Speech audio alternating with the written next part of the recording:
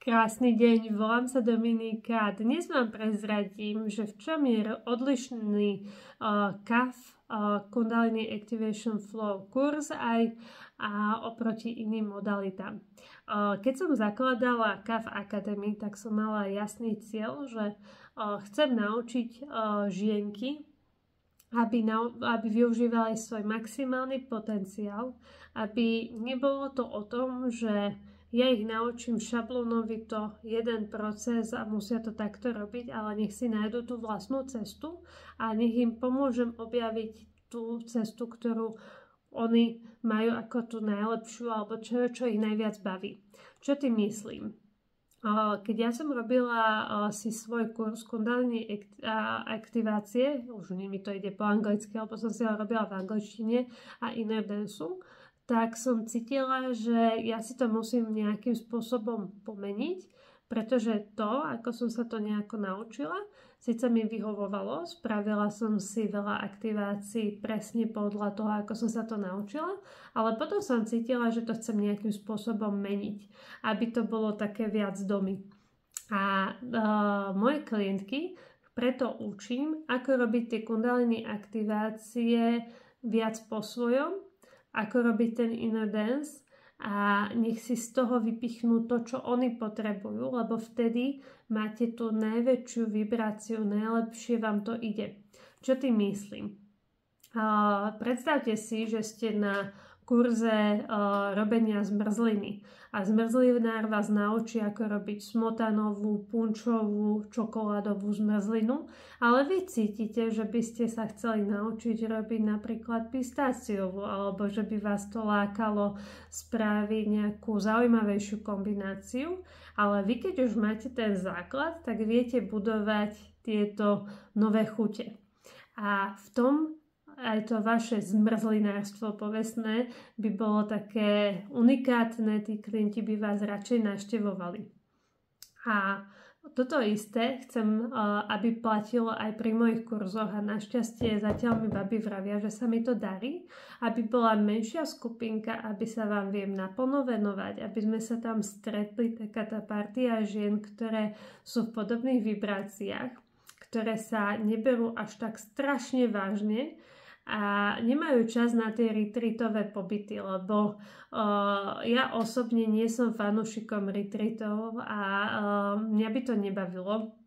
Ja keď chcem ísť na dovolenku, tak idem s mojím manželom a je mi dobré, alebo s kamarátmi, ale nechcem byť sama na nejakom retreate a nie je to pre mňa také, že toto by ma lákalo, tak chcem dať tým žienkám a vždy som chcela dať ten pocit, že niekto sa o vás stará ako na retreate, ale je to jeden deň a potom sa viete vrátiť k svojim manželom, partnerom alebo aj k svojej rodinke. Není to tak, že single ženy majú u mňa zatvorený vstup, ale väčšinou si priťahujem aj tie klientky, ktoré majú detičky alebo majú partnera a na tých mojich kurzoch je podľa mňa to dobré, že viem sa vám venovať naplno. Keď mi aj napíšete, že aj po 3 mesiacoch alebo po pol roku, že toto domy vysvetlí, tak ja som tu naozaj pre vás. Rada vám vytváram aj tieto videjka, kde vás o tom informujem. A som rada, že tie aktivácie sú u mňa pekne na domčeku, kde je taká pohoda. Plány boli, že budem mať takto štúdio, ale vadilo mi tam, že občas bol taký ten hluk od ľudí. A rovnako aj na peších zónach som mala taký ten pocit, že zase tam niekto vykrikuje a u nás na domčeku je väčší kľud a vidíte ma v tom svojom prirodzenom prostredí, že na nič sa tam nehrám. Takže tak, a keď vám aj niečo vyťahnem aj z chladničky dobrého, tak je to aj pre mňa taký bonus a viem vám spraviť tam aj ceremoniálne kakauka, čajíky a je to také uvoľnenejšie.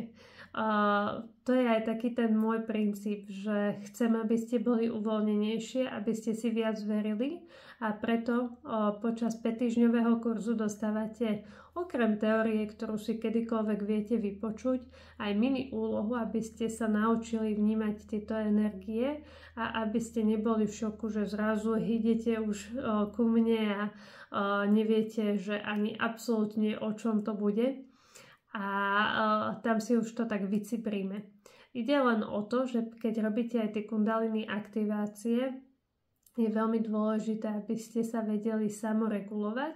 Čo to znamená? Upokojiť tú myseľ, nacítiť sa sami na seba, na svoje potreby a potom ste schopní riešiť potreby aj tých ostatných. A potom máte aj vy tie aktivácie skvelé.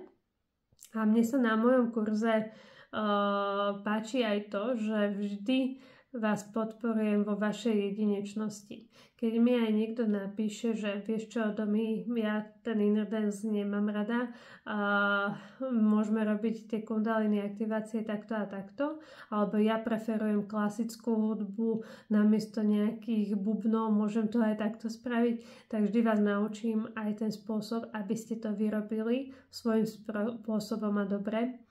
A v tom je ako to najväčšie čaro.